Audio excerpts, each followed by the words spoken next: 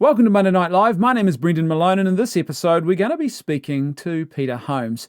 Before I introduce Peter, though, let me just say a huge thank you to all of our supporters at patreon.com/leftfootmedia. You guys are awesome, and it's thanks to you this episode was made possible. If you're not already a member of our Patreon community, you can join us right now for as little as $1 a month or as much as you'd like to contribute at patreon.com/leftfootmedia. Not only will you be helping to ensure that more of this great content keeps getting made, but if you support us with $5 or more per month, you will get exclusive access to an extra 4 to 5 episodes of our audio podcast, The Dispatches, every single month. So there you go. A great return on your investment in this humble but growing independent media venture. Right, back to our guest. Some of you may remember my conversation with Peter Holmes back at the start of 2020. He was actually one of the first guests to ever appear on Monday Night Live. Peter is a former Lutheran minister turned academic from New South Wales in Australia, where he lives with his wife and his young family. He is a lecturer at Notre Dame University in Sydney, and he is about to complete his PhD on the topic of masculinity. So without any further ado, let's have this important conversation with Peter Holmes about the COVID pandemic and what the heck is going on in Australia right now. Peter, thank you so much for being back again on Monday Night Live. I was just thinking about this in preparation for our conversation today. You were actually one of the first guests that I ever interviewed for Monday Night Live. So you are the face that launched this grandiose Napoleonic complex of a independent media empire, the legend in his own lunchtime, that Wouldn't I am. it be great if you actually had some Napoleonic power? It would be, wouldn't it? Yeah, I'd be terrible. Ask my kids. So yeah, it's great to have you back. And as we were preparing for today, I thought, well, I really want to talk about some of the issues we touched on last time, because we talked at when the pandemic was in its infancy in this part of the world, and there were some things that we both talked about where we were very simpatico in some of our concerns about how things could or couldn't go. And so here we are, we're about 18 months later, and I thought, well, let's have a talk about things, because it's really, things have spiraled a bit in Australia in particular. So first of all, you're in New South Wales. So tell us a little bit about what's actually happening on the ground in New South Wales at the moment. What's it like for you under the sort of the restrictions and the pandemic environment you're living in right now? Well, I mean, we have restrictions. We don't have levels of restrictions in the same way you do, which would be nice and convenient to keep track of these things. There's a bit of a joke going around that they roll dice every morning to make up what the new restrictions are. And it depends a lot in Australia. There's a lot of rivalry between states. Mm-hmm. And it seems that one of the advantages, of course, of having state politics is you have a much more local government in that area. But the disadvantage is that you have competition between the states. So the state premiers seem to be one-upping each other with some, in particular, a couple of them fall over themselves to increase restrictions harshly. Yeah. Look how many restrictions we have, and they actually compare restrictions in each press conference to other states. Wow. We're doing more than so and so. So it depends on which state you're in. Very much depends on which state you're in. But when COVID hits, there's a reaction which is immediate, that they shut everything down. Mm-hmm. Except it means different things, though. So it also means different things if you are prepared to bend the rules. So I'm a bit of a stickler for the rules, but I come from Irish heritage, which means that I don't think much of government.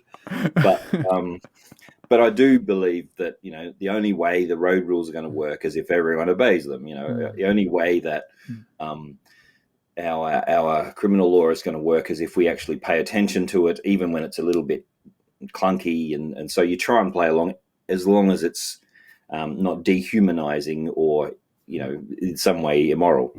But I have to say, I mean, we haven't been outside of our house except for exercise in nearly 3 months. Wow. It's Victoria's, I think, on and off has had the more lockdown, but our current lockdown is longer than theirs. Um, but we have lockdown per suburb. Yeah. So, the local government areas they're calling them, which is about 3 or 4 suburbs. So my suburb has been in hard lockdown now for a good 2 months. And that means I can go out for exercise with a mask on and not be near anyone else, so long as I only take one person with me. And that's it. Do you have a curfew or anything?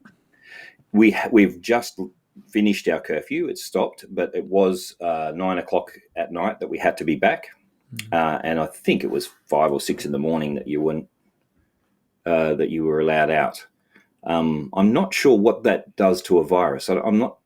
I'm still trying to figure out why the virus would sleep in those hours, or why would it be more active in those hours, or whether the police just want. Well, they're working to the Beijing, the Chinese calendar, maybe, or something. I don't know. It's odd. Well, perhaps the poor police people who've been told that they have to enforce all of these rules need some time to rest. So maybe that's it. Yeah. So.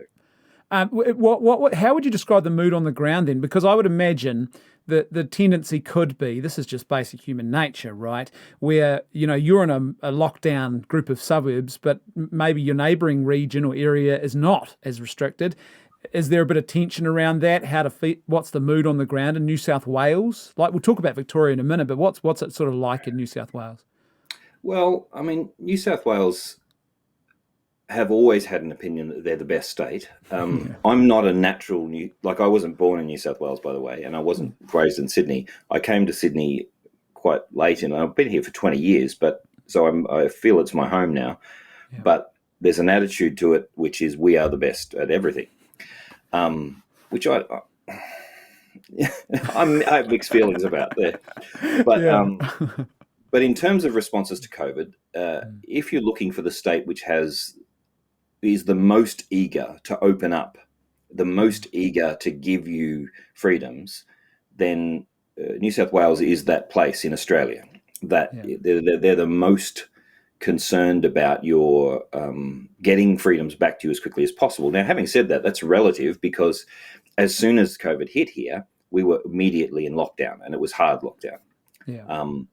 And it persisted for a long time, and there's a huge amount of pressure for vaccination.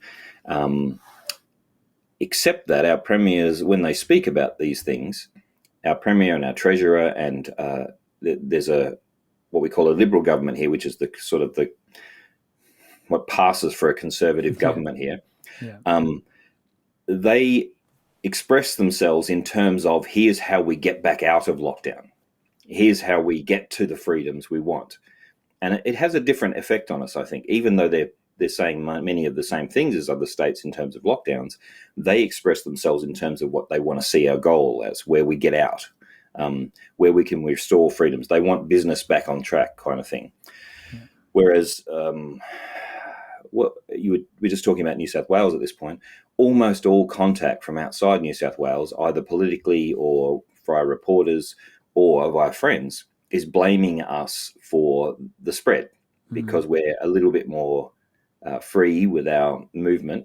And the current Delta outbreak began in Sydney with a limo driver who didn't quite understand the regulations, it seems. Yeah. And the other states have picked up the Delta variant via New South Welshmen coming to them. Yeah. And so they blame us for that a little bit now, as if it was any of our fault, and it's individual persons in there. But I mean, when you hear that a Melbourne man flew to Perth to the grand final, hung out with the Melbourne team in the rooms, and then came back because he thought he was entitled. Yeah. You go, really? Guys, we're really trying hard not to do this to other places. Anyway. It seems Melbourne and Victoria, but Melbourne in particular, gosh, where a lot of we're seeing images coming out of there almost on a daily basis, but certainly weekly of protests and rioting and clashes with the police. And I'm looking at this as an outsider, and I'm trying to keep an objective mind. But gosh, you get a sense there's a real frustration that and a sense that perhaps the harshness of what they're trying to achieve there with their lockdown is not really working. I said to someone recently the other day who was saying to me, "Oh, well, if people just followed the rules," and I said that, yeah, that's a very commendable idea, but then there gets to a point, I think, when the system is trying too hard to bend people to the rules, that the fault is not with people but with the system. It's not recognising human nature on a group scale. So what's going on in Victoria? What's it like?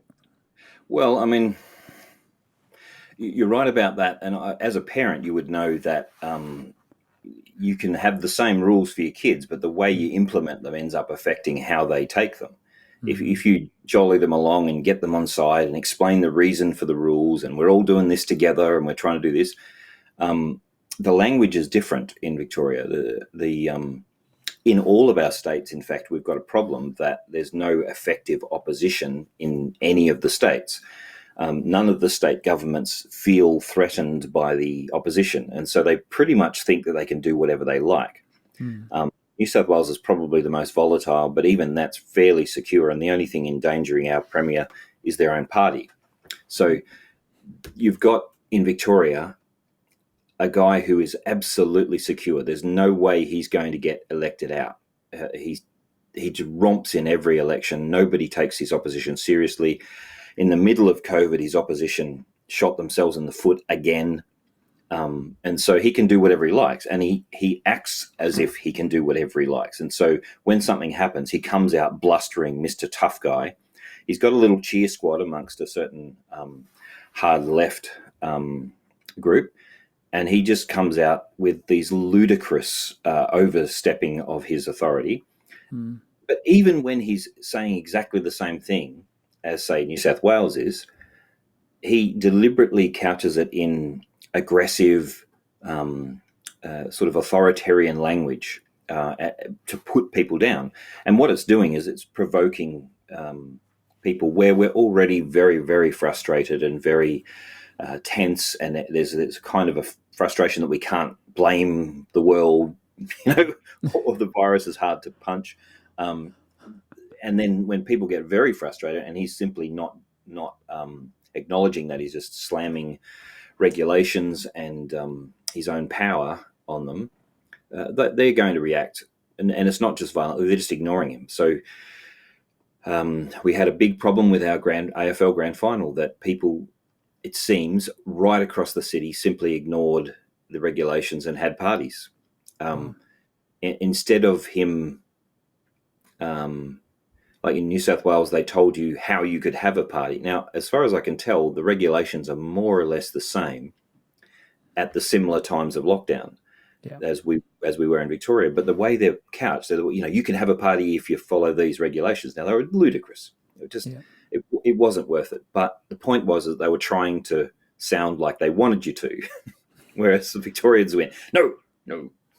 And then they also had no consultation with industry. And when a particular group of the CFMEU union weren't consulted, and they have a militant kind of mindset, they started swinging punches. That's what the riots were about originally.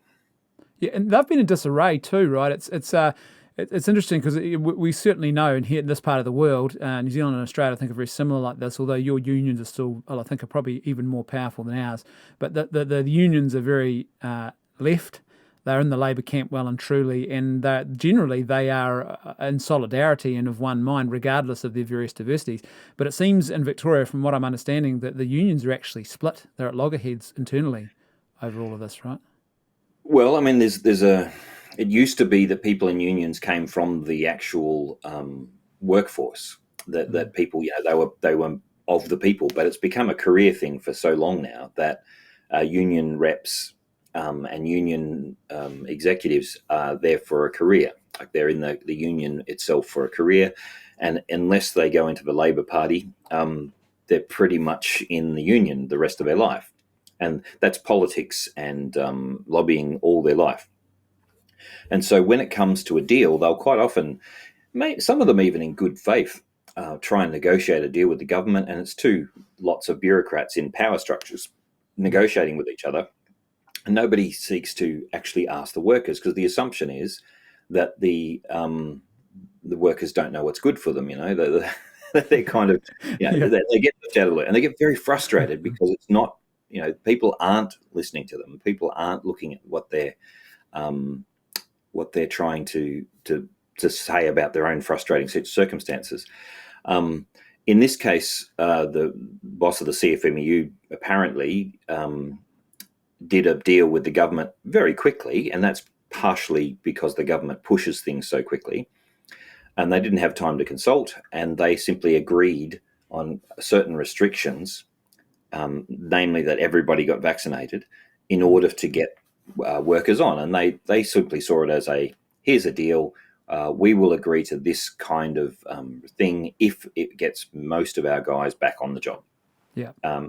Very utilitarian kind of thing, except that they didn't take into account the dignity of choice, conscience, the fact that it's basically an apartheid of a kind, and they didn't count on anyone being organised enough to oppose them because they own the union, right? So, but then when all the workers showed up at the union and started, and it showed at the time actually, because the union boss came out and tried to talk to them, and he was attacked and shouted down, and it was interesting because those guys are usually in his camp.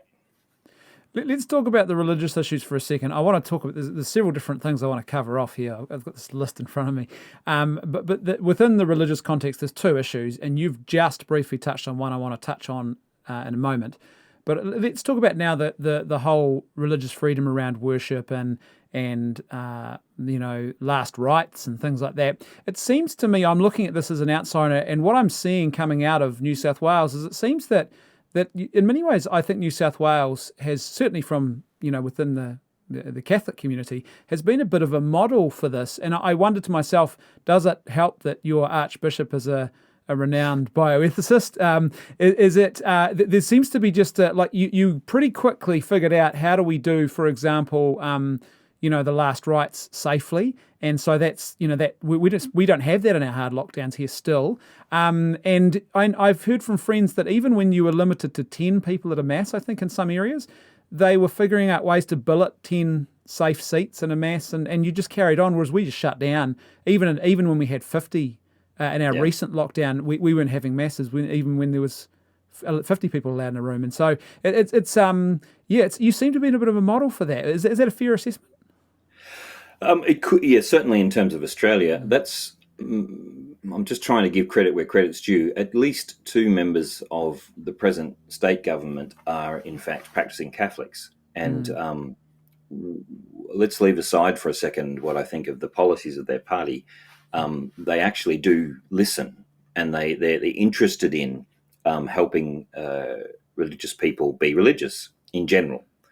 And you're right, our Archbishop is a major factor, but he's a major factor in this part of the world. He's someone told me 20 years ago he was among the top 3 bioethicists in the world, and the other 2 have died since. So he's pretty much one of the top bioethicists in the world, not just in the Catholic sphere, but in the world. And he's also serving in the Vatican in several very important posts, including the CDF. So he has a lot of clout in that area, but really, to give him credit, what he's done is as soon as anything comes up, he's on the phone to the government. So Brad Hazzard, our health minister, said on camera when asked a question about worship, he said, "Believe me, every day I'm on the phone to the bishop."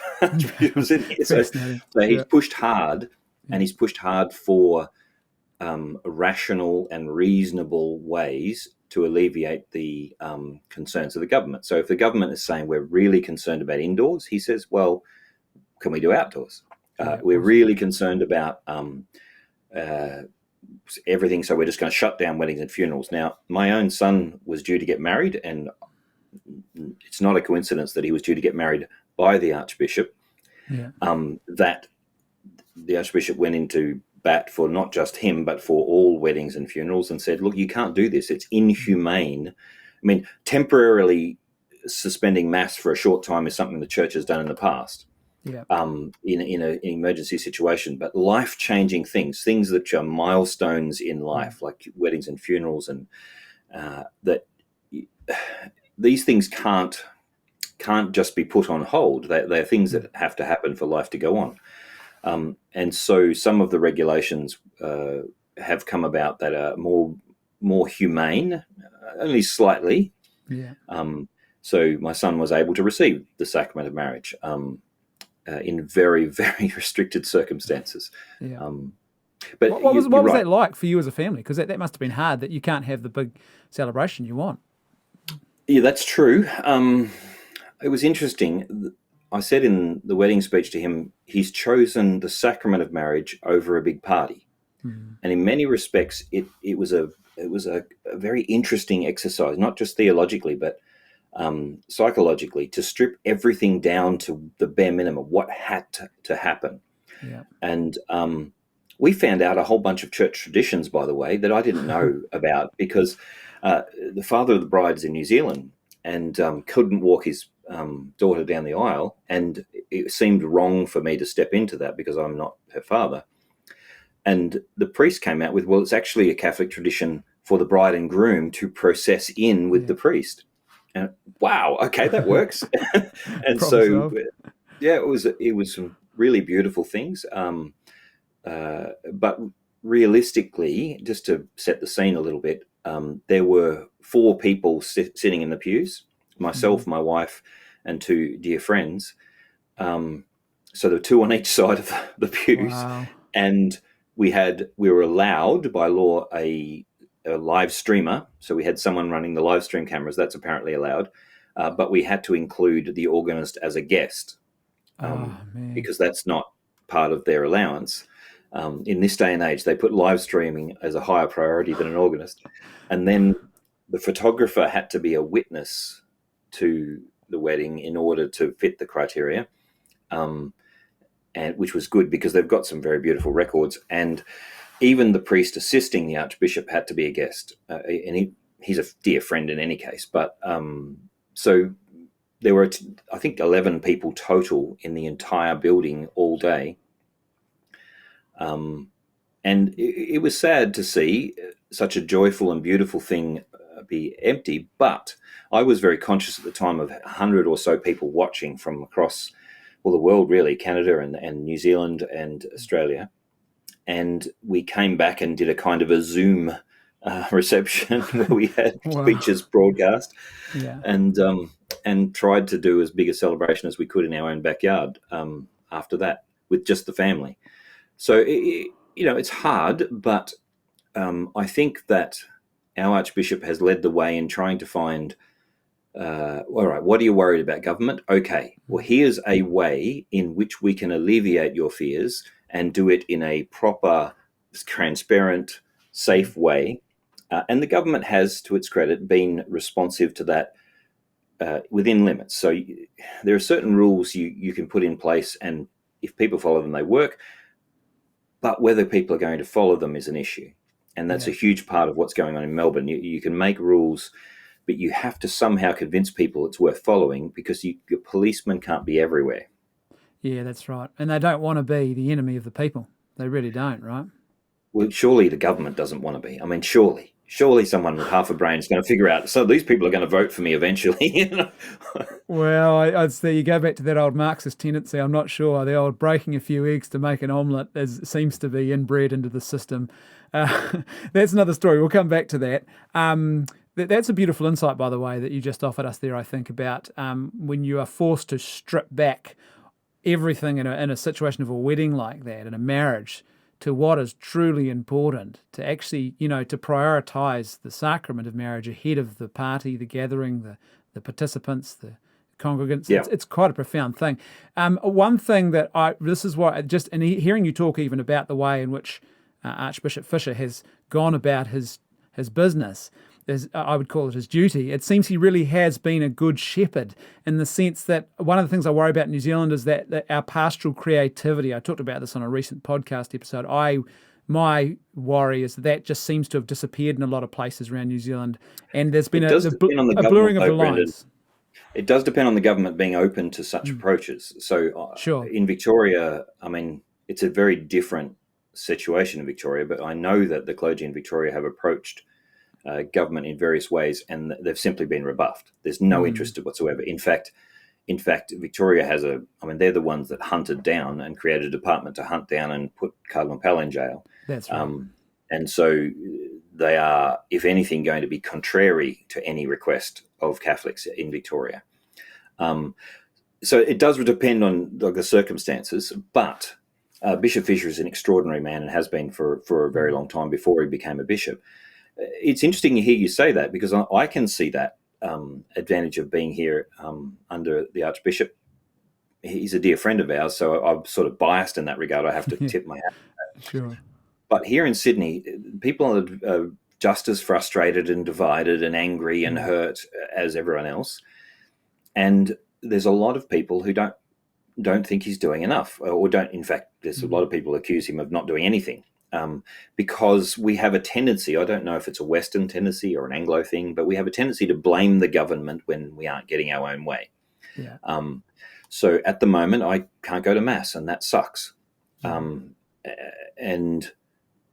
So why isn't my Archbishop fixing this? Well, the factors involved are bigger than government, bigger than the church. And what he's concerned about is if he just goes ahead and has a big Mass and then it turns into a super spreader event, we may have done some not so nice things to people. I think that for me, what I see though is, because I think we can all live with the limitations. What I see though when I look at Archbishop Fisher is a shepherd who's lobbying for his people. He didn't. Yes. He hasn't just said, "Oh, okay, we'll shut down then." He said, "No, our business is to care for the spirituality. How can we do this?" And I feel like that's really a lot of cases. There are isolated parish priests doing that, but it feels just in general we're missing that same sort of lobbying on behalf of the people. Agreed. No, I agree with you totally. I think that training has a lot to do with these things and expectations. You're going to get me started on my rant about seminaries if you're not careful. I did 6 years in a Lutheran seminary, and I've spent some time preparing. At one stage, I was a possible candidate for Catholic priesthood, and I spent some time preparing for that. So I have not a huge insight into Catholic seminaries, but I know the kind of training that's possible. And I'm not convinced that they train priests to handle situations that are outside of what the machine wants them to do on a regular daily basis. They're not. And if everything's bureaucratized, then when the bureaucracy speaks, they jump. Yeah. Instead of it being about, I've noticed that the priests who focus their ministry on the sacraments and on prayer and spending time with their parishioners in spiritual direction and loving them practically have no trouble just stepping up to the plate and doing what's necessary in this sort of crisis, because love is love, and you come at it from the point of view of, all right, well, here's a new situation, but my duty is to the people. So how can I serve them with the sacraments? That's how we work it. And Bishop Fisher, admittedly, has a huge background. He's a very competent lawyer before he became a priest, and he's also a very, very competent scholar, and he's a politician. So he's got a fair kit bag of skills. That doesn't mean that the other bishops are incompetent. It just means that he was ready to go in. He knows how to take the process on, so to speak. He's very much, I have to say, if he has a weakness, is that he works within the process. So if it ever comes to the point where we need to step out and go, no, we're not dealing with a corrupt government. I'm not sure that he'd be the one to lead us on that. That's where I think you need that really authentic prophetic edge, right? The prophets, as I often say, they're kind of annoying people. They wander into your town, the big bear skin on, and they've got a staff, and their breath smells like honey and locust, and they stand in the square and say really crazy things out loud that are a bit embarrassing. But you don't have them as your lawyer, but you need them at times. The problem is discerning them from the cranks. That's right. We've got plenty of people wandering around with bearskins at the moment, and plenty of people yelling and screaming and saying this is what we should do. But a lot of them are spouting conspiracy theories, and I think we spoke about this last time, Brendan. There's a lot of people ranting. I administer a couple of Facebook pages and constantly having to delete people who say, the virus is making me susceptible to 5G or whatever it is. Oh. I wouldn't mind a bit of that 5G right now, but reception's a bit average here.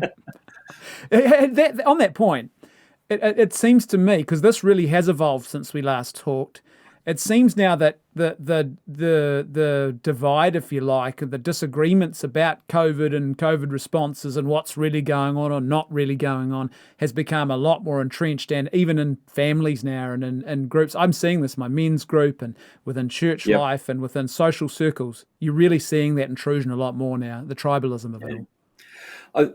Once again, I think we've spoken about this, Brendan. I can't remember if it was on this or just in person, because we've talked quite a bit about these things. But the lack of capacity that we have in our society to actually disagree in a civil manner. We haven't been trained how to have a debate, and also how to change our mind. Is there a good way to change our mind? Because we don't really have a rational basis of argument when we enter into a discussion, it becomes emotions versus emotions, or pride versus pride, or something like that. And there's no good way to sort of change your mind and keep face. We haven't been trained to do this. So what tends to happen, and the other thing is that it's complicated. It's a virus and none of us can see it. So we're dealing with evidence from lots of other people who I don't know. I'm reading different scientists, and there's people willing to tell me that they're all idiots. And I'm not a person who, generally speaking, trusts big pharmaceuticals, but when I'm looking at the world's scientists and seeing some disagreement in the scientific studies, and then have someone else come along who spent 12 minutes on Google and trying to tell me they're wrong, I'm a little bit dubious about that. Yeah. And so I'm looking for expert advice, but having a discussion, even with good people, good friends, it's exhausting, isn't it? Yeah. I mean, we're all exhausted talking about COVID. We're over it. And we just want, when you're exhausted, you look for a very simple answer. Yeah. And because it means I don't have to agonize my way through that thinking anymore. Yeah. And I just get vaccinated. Everybody just get vaccinated. There's no problems with vaccination. Just get it done. Or, no, never do it. Never trust anybody. Yeah. You can just let it go and you will all be okay. These are simplistic answers which don't actually address the really hard things. And one of the things, I think exhaustion is making it worse, but it's also exposing the fact that we can't argue. We're just not good at it. I'm looking forward to getting together with friends and talking about Marvel and DC again, because we might actually have some reasonable discussions where we don't try and punch each other. Well, that's funny you should say, because the other side of this, I guess, in the I won't say religious, really the moral realm, is really the question of vaccinations. And I've just finished my latest episode of my podcast was the longest I've done yet, where I presented an 8-point argument for what I think needs to be present before you could have forced vaccinations. And I don't think we've got all 8 of those criteria satisfied right now, and therefore it would be immoral. And the second part is actually, we're recording this right now on Friday, but it'll be broadcast, it'll go live tomorrow on Saturday. And I'm just, commenting on an article, which was an interview with a theologian in Italy who had similar sort of thoughts. And so it seems, though, that you're right, that exhaustion has not helped that question. There's a lot of desperation to get back and panic about what could happen going on. And I see this as actually probably one of the more dangerous periods of the whole pandemic is actually right now. But it seems even good people I know they are good people have just that it's interesting. It's almost like a real-time social experiment, and a frightening one, and how easily moral principles can be pushed aside for utilitarian and pragmatic outcomes, and how a state of fear can very quickly shift something in ways that are unhealthy. What's your read on the whole vaccination thing? I mean, Aussie's a bit different to New Zealand, but my take is we need to stop dealing in binaries and false dichotomies, and we need to look to an authentic human dignity-based approach, which does also allow for legitimate exercises of freedom of conscience in that decision making.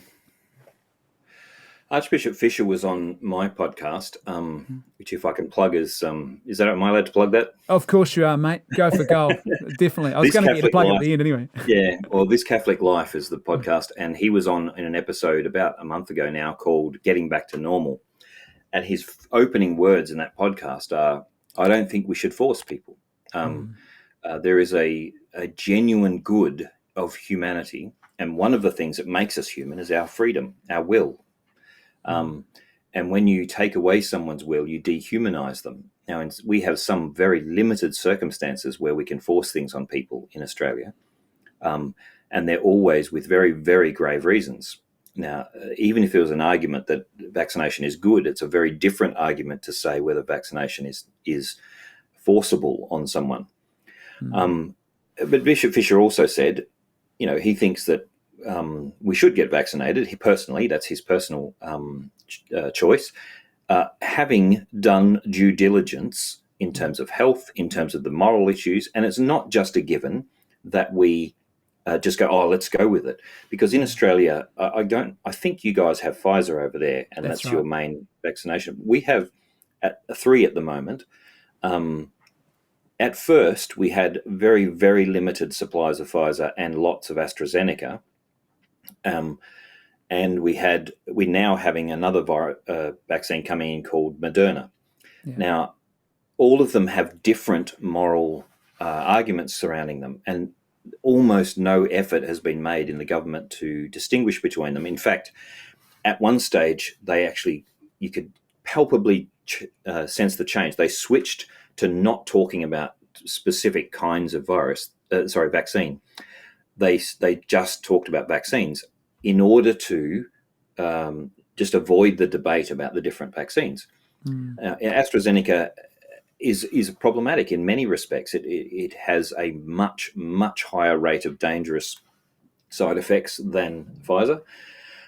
In terms of the moral issues from Catholic perspective, when you look into it, Pfizer is possibly one of the least morally problematic ones of the bunch that we have available to us. Yeah. AstraZeneca has quite serious problems in its manufacture and in its effects and side effects and all kinds of things. It's still not preferred for anyone under 60, I think, in Australia because of the side effects. And even over 60, the risks are the same. It's just that you have a greater risk of COVID bad effects. So they just say, oh, let's just go with it anyway. Yeah.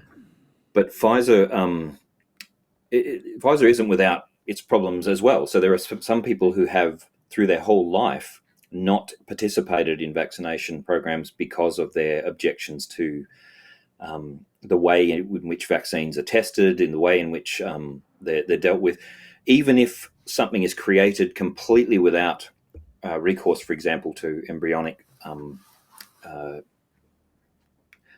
produce, such as Pfizer is, its entire, like the company itself makes use of it in other products, and the testing processes for all vaccines use these same processes. So some people argue that you're still participating.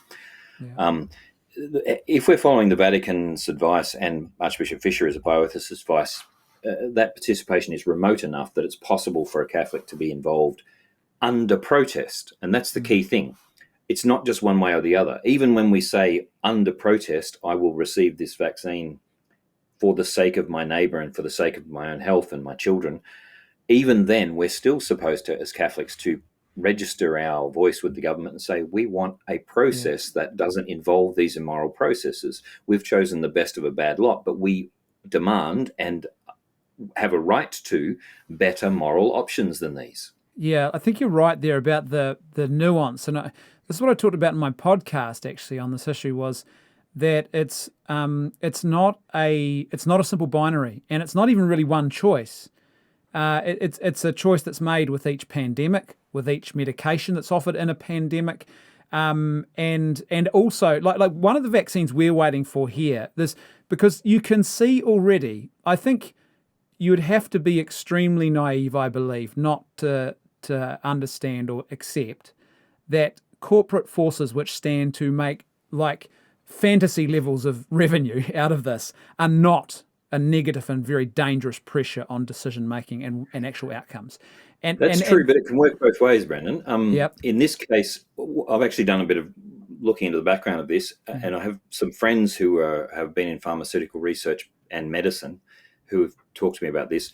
This is a different case, and I'm not saying it makes it okay. It just changes the parameters a little bit. In terms of the Pfizer vaccines, not Pfizer, sorry, in terms of COVID vaccines in general, in Australia and as far as I know in America, all reporting from pharmaceutical companies happens via the company. Yeah. So for better, for worse, in my opinion, companies are required to report their own negative effects and all those kinds of things, which means the government doesn't have to do it. But it means that it's prey to exactly what you've just talked about, that they have a vested interest. But in this case, COVID vaccines have the highest level of reporting and compliance requirements of any drug, anything in the world that we've ever seen. So we have the most accountability at the moment. And in a certain sense, there is an argument for self-interest in these companies. So yes, it's true. Let's say I'm going to avoid getting myself in trouble, I'm going to make up a vaccine. Okay. Yeah. So let's call it the, I don't know, I was going to say Bilbo Baggins, but that's a very bad, let's say the Bobby vaccine comes along on the scene, and they think they can make a quick buck by faking it, and then, and fudging over certain bad effects of it. And they make a very big buck because there's billions of doses going out. If they make it through all the medical testing and manage to suppress the independent testing in, I think Pfizer's been tested, in hundreds of countries so far. And we have access to the real world data of all those countries. Like, all the real world data is not scientific testing, but it's out there. Then they're still forfeiting, if they fudge things, they're still forfeiting many years of future revenue if they mess this up. So the AstraZeneca vaccine has actually been reporting its negative effects quite faithfully, even though they're a little bit worrying. Because if they don't report it, there's years of this. I mean, we're not just talking about one shot here. Already in Australia, they're talking about a booster shot for Pfizer. So if you've had your Pfizer, it lasts roughly 6 months before the effectiveness drops by 10%. And then so if we have another outbreak in 12 months' time, they'll be saying, go and get your booster shot. So that means it's another 20 million shots that Pfizer's going to sell us. So they want a piece of that action, and they want a piece of that action for the next, 10 years. And I think, when the next big pandemic comes up, they want to be the ones that everyone goes and pays money to. So I think there's a certain amount of self-interest here in them making sure that their product at least ticks the boxes. What I'm concerned about is that governments don't have the same accountability in this area. This is one of the rarest occasions where I would trust a pharmaceutical company to be their own self-interest over government, because government's only got to get elected in 1, 2, 3, or 4 years. Pfizer's looking at profit margins for the next 30 and going, I'm going to get this right. Well, here's what I'd say. Look, I can understand that there's a tension here that exists. What I'm seeing though is things that give me pause on that, and on that point is a couple of things. One is the push to now have vaccines for children as young as 5, when the data is very clear. There is no benefit. They don't take up hospital resources. They get the mildest form of COVID unless they have comorbidities, or they have some sort of confounding factor that makes them risk, which is not that common, but it can be, obviously. And they also end up at the end of it with the mildest version and the best immunity available that we know of right now. So that doesn't strike me as a healthcare decision. It seems certainly a very effective revenue-making decision. The other one I'd highlight is we're waiting for Novavax to come here, and Novavax, it uses a protein-based technology that's been around since the 80s, so a much more reliable technology. What's interesting is I read some information this morning which indicated that the Novavax were, because they're new players on the scene, they were made to go through a whole lot of extra testing hurdles that other drug companies weren't made to go through. And it was clearly, it looks like an attempt by those other companies who actually fund, like the FDA in America, to try and actually make it harder for them to get their product on the market. Now, ironically, though, what's happened is they now have the best safety data of any company because they went to the extra length, and they've really shown that their product is absolutely safe, and they've got data the others didn't have to produce. But see, you can see those commercial interests at play, and that's a danger, right, that exists. You can, but I don't know about your country, but in Australia, it's the government's pushing for children vaccinations. Yeah, it's not the companies. So the company, Pfizer, is actually saying, and AstraZeneca, and as far as I know, Moderna, are all quite cautious about looking at kids, because anyone under 6, like even 18, they said, I don't want to get too far into the science of it because I don't know it well enough to actually intelligently comment on it. But as far as I know, the is it mRNA? Is that the right? Yeah, that's the acronym? right technology. Yeah.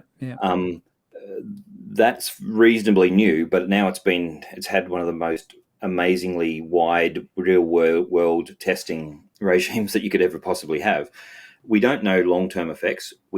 But what we do know is its method. It requires an adult metabolism. And if you're going to put it in a child, then you're counting on the child's metabolism keeping up with an adult's mechanism. And it's not designed for that. I don't know, and I don't think anyone really knows what a child's metabolism is going to do in terms of implementing, that in their own system. Whether they're capable of it, whether it's going to have effects that we didn't intend. And so there's a certain amount of, I think, much more long-term testing needs to be done before we start throwing at kids. In Sydney, we've had a situation where a fair percentage, at one stage, about 30% of our cases were children. And the concern with vaccinating was that while the children themselves, generally speaking, weren't in danger, by very definition, children are intimately engaged with lots of other people. Yeah. And if you want to send the kids to school or childcare or have them mix with friends, and one of the hardest things to do is explain to your children why they can't play with their friends, then they're going to spread it. And the biggest push for children's vaccination is the fact that they're just not going to comply with social distancing. They're the victor, right? But here's the thing.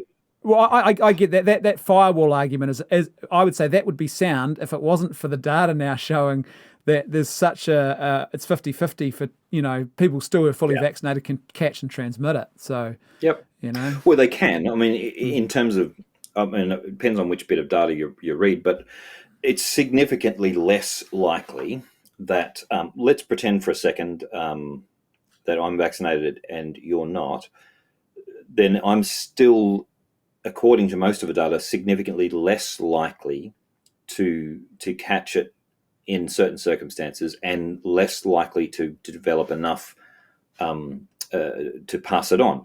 Less likely, not unlikely, but less likely. And in Australia, one of the pushes they had at one stage when they were really short of doses is they were giving lots of people first doses and delaying their second dose for like 9-10 weeks. Now, what that did was didn't protect the people. And it was a very cynical move by the government. It didn't protect the individuals because a first dose gives you very limited protection, but it had a significant effect on transmission. Yeah. And so what they were doing was literally just trying to herd manage. It seems to me that the push for children is partially due to the government just trying to herd manage because they want everyone to get their kids back in school, because effectively they're acknowledging that these are just childcare forward workers. And then they're pushing for, I think parents just are scared, and they don't want to see their kids sick. They don't want to see everyone around them sick. So they just go, this is a good thing. I will do whatever's necessary. And also, if they've made the decision that they should get vaccinated, it takes a certain amount of medical understanding, or at least sophisticated thinking, to realize, hang on, the same rules don't apply to everyone. Different different bodies, different things to think about. Yeah, I'm concerned about the children thing, very much so, but that's because we just don't know. And Yeah, interesting. I'm interested that you say that there's data that says it doesn't prevent them from Well, passing it on. here's what I've seen is both Oxford and I can't remember the other prestigious UK academic outfit, but the Oxford study, and there was another one done in the UK recently, which indicated that depending on which study you looked at, one said 55 out of 100 fully vaccinated people can still contract and pass it on. The other one said 60 out of 100. The hilarious factor was the headline for that article talked about only 55 to 60 people out of every 100 can pass on. I thought that the only doesn't belong in that statement. But yeah, so it's and it seems there's like we're seeing as the UK is getting a higher rate of vaccination, Israel and others, they're now starting to see more people who are vaccinated because, more of your population is vaccinated with the, who are starting to appear as well. And I think the danger in all of this is not accepting that we don't have clear sight yet, any of us, no matter where you fall on these issues. If you think you've got clear sight, I think that's the most dangerous place to be probably. In New South Wales, we've had the brunt of the Delta outbreak, and the Delta thing has changed the rules completely because the data I had, and this is why I like to distinguish the data we're talking about, the data I had on Pfizer and AstraZeneca was quite very heavily in favor of Pfizer initially, but the Delta variant seems to show that AstraZeneca has a very slight edge on durability, as in giving longer lasting protection. I'm still concerned the fact that AstraZeneca has serious moral issues for Catholics and that it has some serious side effects, much higher rate of the others. But just in terms of pure data, that's the case. But in Sydney, it's become obvious that it doesn't protect because we've had a number of people die who were double dosed. Yeah. And we have currently, right now, as I saw the figures yesterday, 120 something people in ventilation in our ICUs. We have 200 and something in our ICU in total. We have over 1,000 people in hospital with COVID. And they give us the percentages of those who are vaccinated and who are unvaccinated. And the key factor is that it's all about percentages. It's not about absolute protection. Yeah. So if I take the vaccine, there's absolutely no guarantee that I'm safe. Yeah. But what it does do is seems to blunt the edge of the more severe cases. Yeah. And I think that's the key. That's the key for me, right, is that the strongest moral argument is that it will prevent the collapse of the health system, which would lead to a whole lot more deaths. Well, we've seen in places like Italy and at the opening of the pandemic that a huge number of the deaths came from the fact that their system, not that we all knew, I don't think it was a big surprise that Italy's infrastructure was rubbish. But in France and other places, that same thing happened. The UK, the system just couldn't cope with the number of cases coming through. So in New South Wales, and I have to say I respect them for this, it's been messier, but they've been very clear what we're trying to do. What we're trying to do is help the health system cope. Yeah. They've not tried to shut it down. In fact, they were the first to stop talking about zero cases. Yeah. And there's a big benchmark in Australia where so far only 2 states have done this, but Victoria was one of the biggest noises about zero cases. We've got to get back to 0 cases. New South Wales stopped talking about it after about 250 cases came through. Yeah. And when we've been up to 1,600 cases in a day, and now we're back down under 1,000 again, it's still ticking. But the Premier is just saying, we've just got to learn to live in a world where this exists and somehow take reasonable precautions. And this is the sort of language I'm interested in. Take reasonable precautions while still allowing business, humane interaction with each other, genuine human opportunities to do the things that matter to human beings. Because it's no good being alive, Brendan, as you know, if we're not able to be human. No.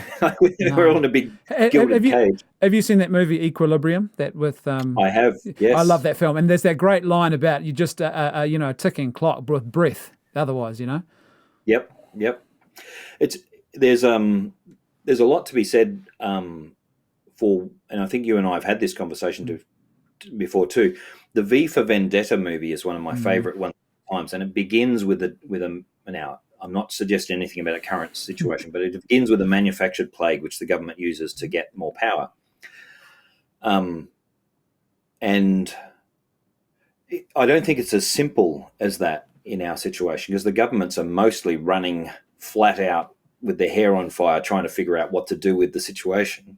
Yeah. But we're in a quite a dangerous situation in terms of laws. The government laws that have been enacted seem to be ones that they brought in back when terrorism was an issue, Yeah. and very, very easily swept through our freedoms. Mm. And that I'm actually for limited restrictions which help us take care of our fellow person, but the ease by which they've just swept through our freedoms worries me more than anything. Well, I was going to ask you about that. So I've only got a couple of questions to wrap up with. So I was going to let's talk about this one, because last time we did talk about this, the whole issue of state control and technocracy. Now we've got technocrats really who are calling the play in a lot of cases, and there is. I'll give you a great example of something that happened here in New Zealand just a couple of days ago. Our government, without telling anyone in the commercial landlord industry, so people, who have commercial properties they rent to business owners, they kept it hidden, and they passed all in a matter of hours in Parliament a brand new piece of legislation which now says that the landlords must share the burden of unpaid rent due to COVID. And the industry's going, what? Where's this come from? And you see what's happened is they've developed an attitude, I think, of, well, we're in a state of war. We just need to do what we need to get done. And it is. I worry about that. So I'd love to hear your thoughts. How do you feel now, 18 months later, about the sort of the government behaviour and technocracy and other things like that? I think we saw it coming to a certain extent, and I'm a lot of a pessimist actually, in this regard. Mostly, I'm not a pessimist about daily life. I see good in human beings everywhere I go, and I think that's a good thing. But I keep seeing the flaws in the way we do things, and because I'm involved in education, I can see from the ground up we've got a problem. We're not teaching people to think critically. We're not teaching people to think outside their box. Now, what does that mean? It doesn't seem to matter at first because our institutions seem to stand up. When we get under something like this, which is a bit of pressure on us, when we actually have to react to a complex situation, people have responded in simplistic kind of solutions, looking for instant answers. And given that our society is mostly secular, I think I agree with Tracy Rowland's assessment of our society that we actually have a kind of religion of science. Yeah, yeah. We trust science, whatever that is, with a kind of religious fervor that if a scientist tells us something, we believe it with more passion than we ever would have trusted a priest. And the high priests of our religion are the scientists or the doctors or someone, and we're supposed to just take on board whatever they do. Even when people disagree, they go to the other side of the argument and find themselves a little expert to prop up. Yeah. But I think that what's terrifying is the laws being passed in parliaments without really any kind of due process. We seem to have gone past, we're almost post-democratic at the moment in Australia. Western Australia just is voting, I think, at the moment to abolish their upper house. Just taking out an entire area of parliament because they won such a huge majority. One particular government won such a huge majority, they just got rid of it. In other states like Victoria, they're just sweeping changes, and there's no fear of repercussions because there's no valid opposition. Now, I saw this coming when I first studied the two-party preferred system in Australia. That it may mean that you avoid some of the pitfalls of having a first past the post voting system, or having lots of little parties holding you for ransom. But what it does is that when one of those two is ineffective, the other one rules, just totally rules like a totalitarian regime. And the accountability is just not there. I mean, Daniel Andrews is our Victorian Premier. He stuffed up monumentally at the beginning of COVID, and he's still there because there's no one to take his place. And he's implementing laws on euthanasia, on abortion, anti-religious things, on all sorts of other situations, and no one's stopping him because they can't. And we just don't have the mechanism in place anymore because we relied upon good people with good brains voting on the basis of the good of society, and that doesn't exist anymore. It's funny you should mention Dr. Tracy Rowland. I was in that point about science and scientism because I was reflecting on this the other day, and I thought one of the dangers actually here, and we probably don't, we're not even very attuned to it ourselves, is that we are now living in a society where, the first time in human history, we actually wield a heck of a lot of scientific and technological power. And what comes with that, I think, is expectations and sort of the myth of progress as well. And we think, well, no, we should be able to beat it, and we should be able to beat it right now. Who are the people who offer us this magical sorcery? Well, it's the scientists, and it's just amazing. It makes us so vulnerable because we're desperate, because we want to fix a problem, because we're used to fixing problems very easily, and we look to science through the lens of scientism. Quick, save us. I think we can go use this as a spiritual exercise to come back to the vulnerability of humanity. Our mortality, the real case of our human nature, and the fact that we're bound by the same rules as every other generation. But I wonder about our trust in these things. I don't know if we trust them so much as we're just lazy. Everything does our thinking for us, and now we're coming to a stage where we have to think and we have to act as human beings. Maybe it'll be the catalyst for something really big. I reckon we should recommend people go back and read The Everlasting Man by G.K. Chesterton. Oh, brilliant. When he talks about history, everyone seems to think of history as a kind of an ascending. We're getting better and better and better in all the times, and he sees it as a kind of a roller coaster ride in which we crash and then come back up again and crash. And it's only the crashes which alert us to things that we have to get right the next time round. Funny you should say that, because I want to ask you, just to finish with, perhaps give us a little reflection on these, perhaps something you've seen or an insight, perhaps maybe more spiritual or philosophical. I'll start while you've got a bit of time to think about these things, because mine was actually what you've just alluded to there. Was I see this as a time of a sort of a shattering of the idols, in a sense. And idols, false gods, whatever they be that you've created for themselves, they only really have power in times of comfort and ease, because they can never deliver. And so they don't have to when things are comfortable and easy. But once there's a time of crisis, they can't deliver. They're shattered, they're pulled down and destroyed. And it's my hope, but also there's a concern. Well, what fills the vacuum? That's it's a flip of a coin in a lot of ways. But I see this as definitely a real shattering of the idols for all of us, no matter where we've stood previously, because of this crisis. Have you had any thoughts about what you see in this time? Oh, absolutely. I keep coming back to the fact that when I read church history, I thought at the time, gosh, I wish I lived in the 4th century, because St. Augustine, St. Jerome, Origen, all these amazing minds, it would be great to be alive then. And then I look at the history of what was happening there, and the Vandals are coming through and sacking Rome, and you go, the whole of civilization was collapsing around them. Isn't that interesting? I think, and then 20 years ago, I had the thought, if someone reads back into our culture, they'll read John Paul II and think, these guys really had it together sexually. They completely don't realize we're in the worst crisis ever. Yeah, that's right. Crises are the time when saints shine. Crises are the time when you find out whether or not we're actually got something that we thought we had. I'd like to think of myself as a thoughtful person and as a person who loves his neighbor. Now's the test. Am I prepared to love my neighbor? And this is when it actually matters, when it's hard. Not when it's easy, not when I've got spare cash to throw away to someone for a charity or something, but when it actually costs me.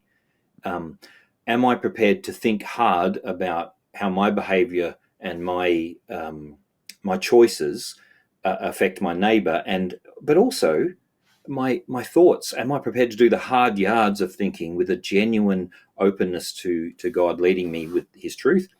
But also, how do I even approach this situation in a way that puts my neighbor first, my family, and obviously, but my fellow Christians? And how do we as a community reach out to those people? Because people are asking the hard questions now, more than they ever were before. I don't know if you saw the stats, but in China even, people are resigning from positions and going into like almost hippie lifestyles because they're just done with the work ethic. Huge numbers of executives in the States are resigning and going back to a simple lifestyle. They're looking for something. They're searching for some sort of meaning they can't find in corporate. And if it's an opportunity for us to be there and say, hey, you want to talk about meaning? You've got a couple of thousand years on you there. That's awesome. Well, that's a great, what a great place to finish. What a great sales pitch too. Yeah, why not join us? Come on. You know you want to. Now, Peter, just to wrap it all up, your podcast. Tell us, This Catholic Life. Where can people subscribe, follow, listen to episodes? You can get us on iTunes, Spotify, and all the Podbean, all the usual podcast things. I think there's about 36 of them that we're involved in. But thiscatholiclife.com.au is the site. You can find it at the Archdiocese website too. So far, I mean, we're still ticking. It's been a couple of years now, and we're pumping out an episode a week. It's very different. It's a whole of life sort of stuff. So we had Bishop Fisher talking about the virus and the vaccines and coming out of life under that. But we also talk about quite simple things. Hometown, I think this week's episode is hometown rivalry and whether it's a good or a bad thing. And it's a bit of both. So we're just normal Catholics trying to think and joke and talk about what life looks like with the Catholic understanding. Awesome. So, Peter, on that happy note, thank you so much again. It's great to have you back. And if we're still allowed to, maybe we'll come back again in some months' time, maybe 12 months' time, and say, what's happening? Is it all burning down around us, or have we come out of it? It'd be good to have another philosophical chat on the rock. So yeah, Peter, always thank you so a pleasure. Much. Bless you. Always a pleasure, Brendan. Thank you for inviting me. When we wake, hear the birds and see the sun. Side by side our fears are done. All the good times just begun.